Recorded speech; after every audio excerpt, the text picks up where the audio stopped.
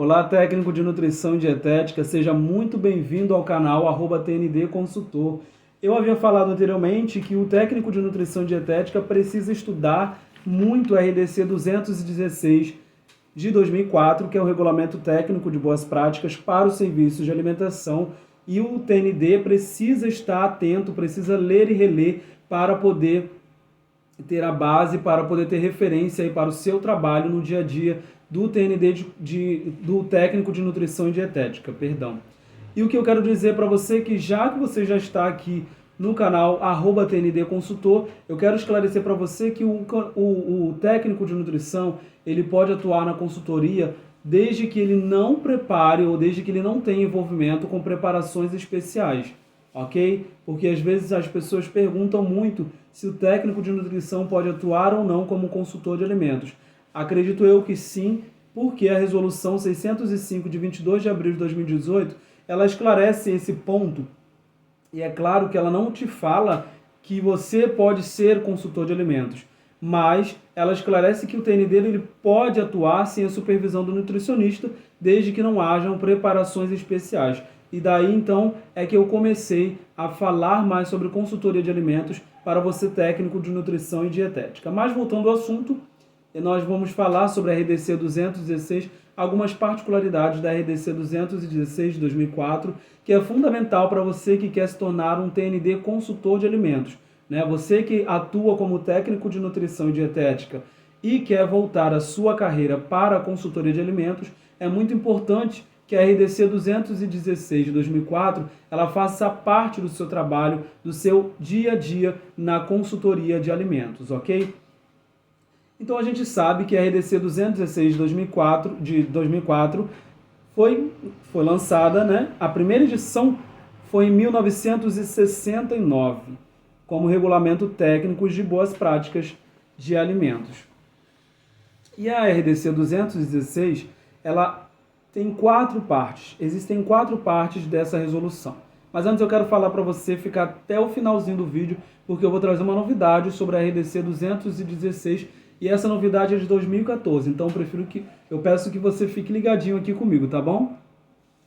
Então, como eu estava falando, a RDC 216 ela tem 4 partes. A primeira parte é o alcance, a segunda parte, definições, a terceira parte, referências, e a quarta parte, boas práticas para os serviços de alimentação, que é onde estão as exigências, onde estão as definições do que são boas práticas para os serviços de alimentação. Então, por isso é muito importante que você, quanto técnico de nutrição dietética, leia e releia a RDC 216 de 2004, para que você se torne um referencial ou para que você se conheça a fundo essa legislação que é voltada para o serviço de alimentação, e mais ainda, ela é uma resolução que vale para todo o território nacional. E claro que você deve respeitar também as resoluções, os decretos municipais e estaduais. Por exemplo, se você mora na Bahia e existe algum regulamento técnico de boas práticas para o serviço de alimentação, é fundamental que você se baseie nessa resolução aí da sua cidade, como eu disse agora há pouco, na Bahia. Então, a primeira parte, como eu havia falado, a RDC 216, a primeira parte é o alcance, né? Onde ela vai, para quem serve essa resolução. Então, ela traz lá como alcance estabelecer boas práticas para os serviços de alimentação, a fim de garantir as condições higiênico-sanitárias do alimento preparado. Esse é o objetivo da RDC 216. Então a gente já sabe que a RDC 216 ela foi criada para estabelecer práticas que vão lidar aí no dia a dia para a segurança, voltada para a segurança dos alimentos, né? Então, quando você fala de boas práticas adequadas de alimentação, é quando você vai poder passar essas informações para os manipuladores de alimento de que forma? É a forma que eles possam levar em conta que tudo que você está dizendo através do seu trabalho como consultor de alimentos, você tem base do que você está falando. Então você não pode deixar de dizer que você está falando baseado na resolução 216 de 2004, que é o Regulamento Técnico de Boas Práticas para os Serviços de Alimentação. Então, como eu havia falado, a primeira parte da resolução ela tem o alcance dela. Então, mais objetivamente, para quem serve esse regulamento, né? Qual o âmbito de aplicação? Aplica-se aos serviços de alimentação que realizam, por exemplo, das seguintes atividades: fracionamento, armazenamento, distribuição, transporte, exposição à venda e entrega de alimentos preparados ao consumo, tais como cantinas, buffets, comissarias, confeitarias, cozinhas industriais, cozinhas institucionais, pastelarias, restaurantes. Então a gente sabe que nessa primeira parte, como objetivo e como alcance, ela traz informando que a legislação ela aplica-se a esses serviços de alimentação, né? E muitas das vezes o seu cliente ou o seu colaborador ele não sabe o que é um serviço de alimentação. Então, os serviços de alimentação são todos aqueles que transportam, que armazenam, que manipulam, que porcionam algum alimento. Vamos seguindo então. E só exclui-se desse regulamento os lactários, as unidades de terapia e nutrição integral. A segunda parte da resolução, ela traz as definições dela. Então a gente vai ver que ela vai trazer as definições como, por exemplo, controle integrado de vetores e pragas urbanas. O que é o controle de vetores e pragas urbanas para o seu cliente? Será que ele sabe o que é isso? Então, a resolução 216 define como controle integrado de vetores e pragas urbanas sistema que incorpora ações preventivas e corretivas destinadas a impedir a atração, o abrigo, o acesso ou a proliferação de vetores e pragas urbanas que comprometam a qualidade higiênico-sanitária do alimento. E o que isso quer dizer? Quer dizer que quando o ambiente de trabalho, o estabelecimento do cliente que você está trabalhando, ou a empresa que você está trabalhando enquanto técnico de nutrição e dietética, ela não deve deixar de forma alguma produtos que possam atrair pragas, né, como ratos, baratas, moscas, lagartixas, para esse ambiente de alimentação. Então a RDC define que não é possível deixar, não é legal que esse estabelecimento mantenha aí dentro da sua área de preparação de alimentos ou na sua área de recebimento de alimentos, por exemplo, caixas que foram tirados alimentos e as caixas talvez estejam ali e essas caixas podem ser abrigo para esses vetores e pragas urbanas, trazendo moscas, ratos e baratas, como eu acabei de falar. Outra definição importante que a RDC 216 traz são boas práticas. O que são boas práticas? Procedimentos que devem ser adotados por serviços de alimentação a fim de garantir a qualidade higiênico-sanitária e conformidade dos alimentos com a legislação sanitária. Então, as boas práticas, ela vai assegurar, vai fazer com que seja seguro, com que aquele alimento chegue para o consumidor de forma segura. Então, são ações que no dia a dia você deve falar, você deve proceder aí, passar essas informações para o seu cliente, para os manipuladores do seu cliente. Eles devem agir de maneira a não colocar em risco, através da sua manipulação de alimentos, os alimentos, né? Então, é preciso que as pessoas saibam que são procedimentos que devem ser adotados para garantir a segurança dos alimentos. A terceira parte, como eu havia falado, são as referências, né? A própria RDC 216, quando ela foi criada em 1969, que teve a sua primeira edição, ela usou como referência 16 legislações. Para vocês verem que a RDC 216, a primeira edição é de 1969, é bem antiga, né? Mas ela não se baseou em qualquer regulamento, ela se baseou em 16 referências para ser criada. E a quarta parte é a parte de boas práticas, né? Vamos lá, estou pegando aqui uma colinha para a gente falar mais a fundo sobre as boas práticas aí dentro dos serviços de alimentação, o que ela traz como as boas práticas. Vamos voltar aqui, que eu estou com a RDC 216 para a gente não ter dúvida, para a gente não ficar aí perdido, como eu estou um pouquinho aqui, mas vamos lá. Boas práticas para o serviço de alimentação. Então ela vai trazer edificação, instalações, equipamentos, móveis e utensílios. Ela vai falar sobre como deve ser a edificação, como que deve ser a construção desse estabelecimento, e ela vai falar sobre as instalações, equipamentos, móveis e utensílios.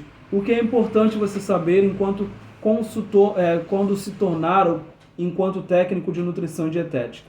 Quando você se torna TND consultor, quando você volta para essa área de consultoria, é importante que essas responsabilidades precisam ser ditas para o seu cliente, né?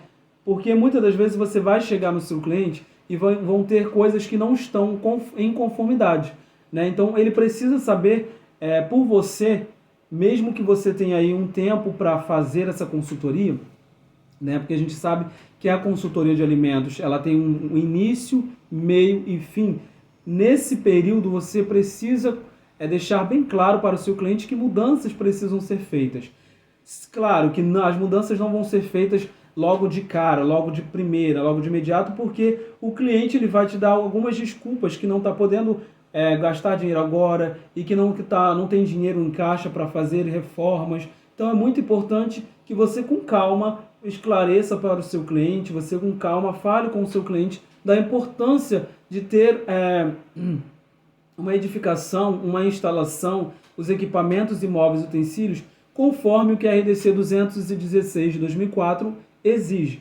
Por exemplo, a RDC 216 ela traz que a edificação e as instalações devem ser projetadas de forma a possibilitar um fluxo ordenado sem cruzamento em todas as etapas de preparação de alimentos, a fim de facilitar as operações de manutenção e limpeza, quando for o caso, desinfecção. Então, ela está trazendo essa informação porque o que acontece? Em muitos estabelecimentos, como a gente estava falando agora, não tem essa separação por paredes ou por algum meio que possa impedir que as operações sejam impedidas, por exemplo, para impedir que a limpeza, a desinfecção seja feita ali de forma correta. Então, quando você chega no seu cliente, o cruzamento da onde os manipuladores estão indo e vindo não está conforme o que é a RDC 216. Então, é necessário você dizer para ele que é importante que ele consiga fazer com que o andamento, o cruzamento ali linear da cozinha possa ser consertado, possa ser feito de forma que não possa comprometer a qualidade higiênico-sanitária dos alimentos. Por exemplo, muitas das vezes você vai chegar no seu cliente e ele não tem uma janela adequada. E o que é essa janela adequada? Não tem uma tela na janela. E a RDC 216 diz: as portas e as janelas devem ser mantidas ajustadas aos batentes.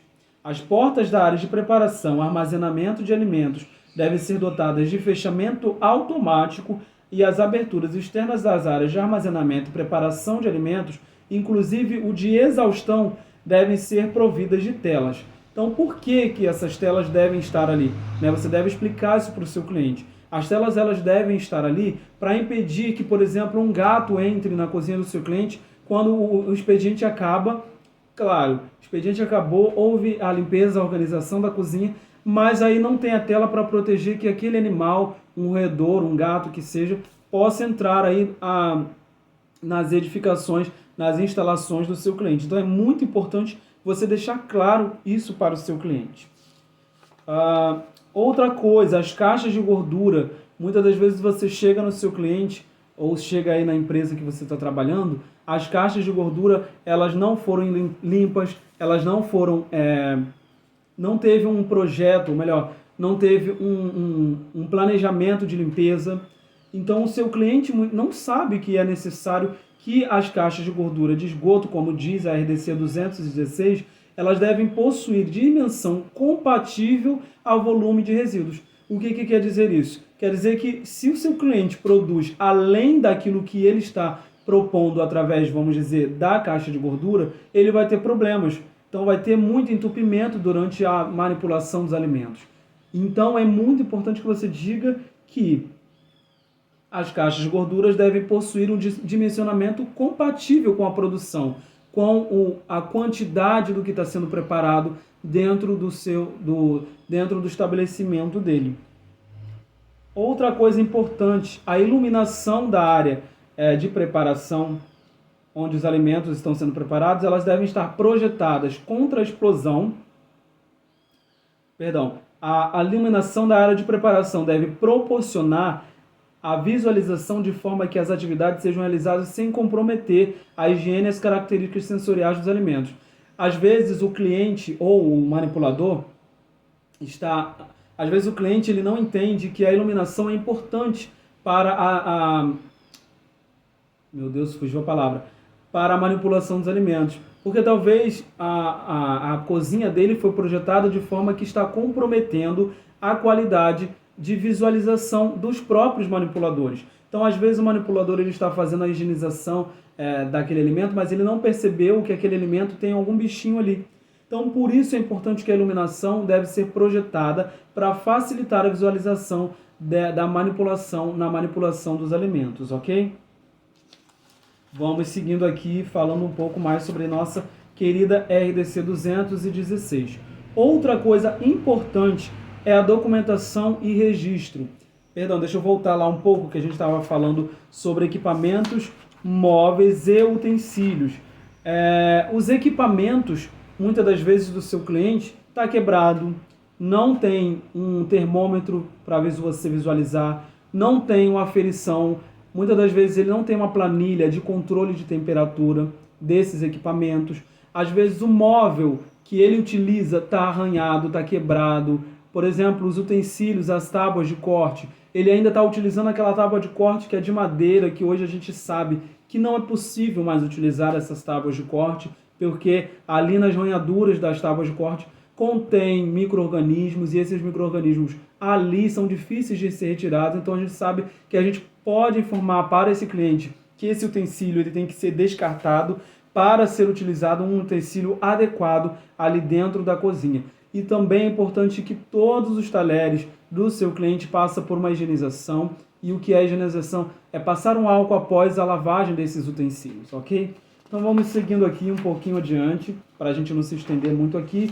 E o que eu quero falar para vocês que é muito importante, gente, que todos os técnicos de nutrição e dietética precisam ler a RDC 216, porque só lendo a RDC 216, relendo a RDC 216 2004, é que você vai poder compreender, é que você vai entender a fundo o que quer dizer e para que serve essa RDC 216 para você no seu dia a dia.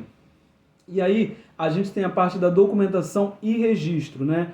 A RDC 216 diz: os serviços de alimentação devem dispor de manual de boas práticas e de procedimentos operacionais padronizados. Esses documentos devem estar acessíveis aos funcionários envolvidos, disponíveis à autoridade sanitária quando requerido. Os serviços de alimentação devem dispor de manual de boas práticas. O seu cliente, muitas das vezes, quando você vai para um cliente, ele não sabe o que é um manual de boas práticas, ele não teve contato com o manual de boas práticas e muito menos os manipuladores de alimentos. Então é importante você também deixar claro para ele que é obrigatório ter um manual de boas práticas, e esse manual de boas práticas o que é? É a descrição fiel daquele estabelecimento, né? Como é aquele estabelecimento na realidade. E o que ele precisa mudar é você, TND, consultor, que vai trazer essas transformações, trazer essas sugestões para o estabelecimento do seu cliente. E os funcionários responsáveis por essas atividades, e os funcionários, por exemplo, manual de boas práticas e os POPs, procedimentos operacionais padronizados, que são aqueles documentos que vão, por exemplo, padronizar um prato. Às vezes o seu cliente está tendo dificuldade com aquele prato, porque o manipulador não está sabendo realizar na quantidade certa, porque lá na frente ele não porcionou para que o prato saísse conforme o que está lá no cardápio dele, né, o que ele está oferecendo. Então, muitas das vezes, o cliente não sabe que é possível e é imprescindível que ele faça um procedimento operacional padronizado. E todos os funcionários, todas as pessoas que trabalham dentro desse estabelecimento devem ter o contato com esses documentos, os POPs.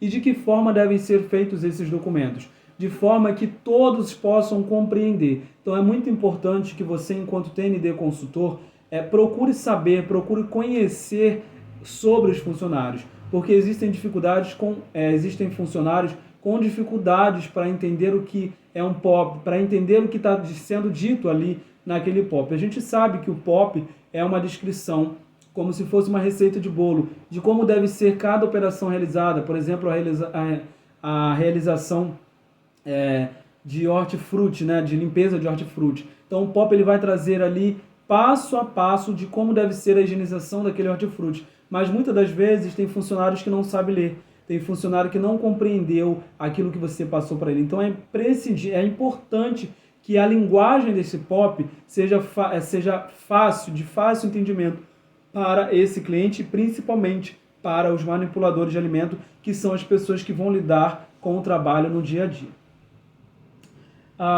Os serviços de alimentação, a RDC 216 traz, que devem implementar procedimentos operacionais, como a gente estava falando, padronizados relacionados aos seguintes itens. Quais os POPs que os serviços de alimentação têm que ter?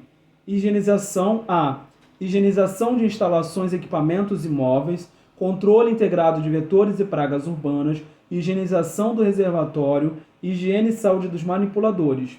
Então, todos os serviços de alimentação têm que trazer os POPs, porque os POPs é que vão direcionar de forma correta de que forma deve ser feita cada operação. Por exemplo, a higienização do reservatório. No POP de higienização do reservatório tem que estar descrito o nome do colaborador que realiza essa higienização, de em quanto tempo deve ser feita essa higienização, qual o material que ele está utilizando para higienizar esse reservatório de água, qual o produto que ele está utilizando e quanto tempo esse produto está em contato com o reservatório de água. Então, essa dificuldade ou essas informações, muitas das vezes o seu cliente ou aí dentro da sua empresa, eles não vão saber. Então é importante dizer passo a passo, é importante até que você leia o POP com esse cliente e com esses manipuladores de alimentos. Vamos seguir mais à frente aqui, para a gente não estender. E outra coisa muito importante que a legislação traz. Às vezes você chega no estabelecimento como técnico de nutrição dietética, mas que se transformou a partir de agora, você é um consultor de alimentos. Você chega no estabelecimento do cliente e ele quer deixar toda a responsabilidade na sua mão. Ele vai dizer para você, então, já que você é o consultor de alimentos, embora ele não saiba muito bem muitas das vezes o que é, e é preciso que você explique o que é o consultor de alimentos, o que faz um consultor de alimentos para ele, ele vai achar que você deve ficar responsável por tudo dentro do estabelecimento. Então é importante que você deixe bem claro que você não pode ser responsável pelo estabelecimento, por responder pelo estabelecimento. E você, como técnico de nutrição e dietética e TND consultor, também precisa saber que você não pode se responsabilizar por nenhum estabelecimento aí, dos serviços de alimentação. Então, a RDC 216 diz: o responsável pelas atividades o responsável pelas atividades de manipulação dos alimentos deve ser o proprietário ou funcionário designado, por exemplo, um gerente ou um funcionário que ele tem de confiança, devidamente capacitado. Então, quando ela fala devidamente capacitado, é que esses funcionários também precisam passar por um curso de capacitação de boas práticas de manipulação adequada dos alimentos, sem prejuízo dos casos onde a previsão legal para responsabilidade técnica, o conhecido RT. Então, o responsável técnico, o RT, daquele estabelecimento devem ser essas pessoas. O dono, o proprietário, né, do estabelecimento, ou um profissional designado, um gerente, ou um funcionário designado para responder pelo local. E esses responsáveis, eles devem ser capacitados. Por exemplo, o que diz aqui a RDC? O responsável pelas atividades de manipulação dos alimentos deve ser comprovadamente, ele deve ter um comprovante de que ele passou por um curso de capacitação adequada de manipulação dos alimentos, submetido a curso de capacitação abordando no mínimo os seguintes temas: contaminantes alimentares, doenças transmitidas por alimentos, manipulação higiênica dos alimentos e boas práticas. Então, você não é RT, quem é responsável técnico por esse estabelecimento deve passar por esses cursos e comprovando de alguma forma que ele passou por esses cursos de capacitação dos alimentos, ok? Vamos seguir mais um pouco. E aí a RDC traz higienização de instalações, equipamentos e móveis e utensílios. Ela diz que as instalações, os equipamentos, os móveis e os utensílios devem ser mantidos em condições higiênicas sanitárias apropriados. O que quer dizer isso? Que as instalações, quando, por exemplo, o piso que você está vendo aqui atrás, tiver algum quebrado, tiver alguma trinca, esse piso deve ser trocado, ou se a cozinha inteira do estabelecimento do seu cliente tiver com pisos quebrados, se tiver alguma arranhadura em algum equipamento, eles devem ser trocados.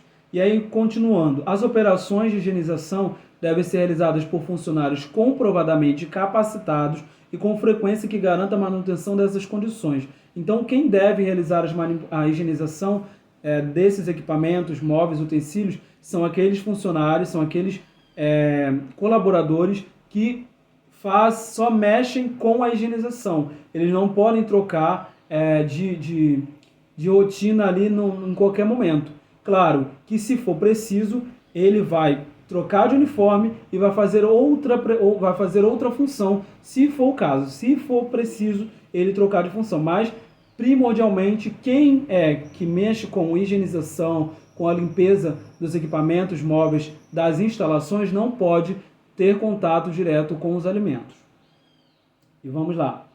E aí ela até traz aqui mais um pouquinho que a gente falou das caixas de gordura, mas bem definido. As caixas de gorduras devem ser periodicamente limpas. O descarte dos resíduos deve atender ao disposto em legislação específica. Então ela já até diz aqui quando que essa caixa de gordura deve ser higienizada, né? A gente sabe que aí as caixas de gordura, elas devem ter uma planilha também de controle de quando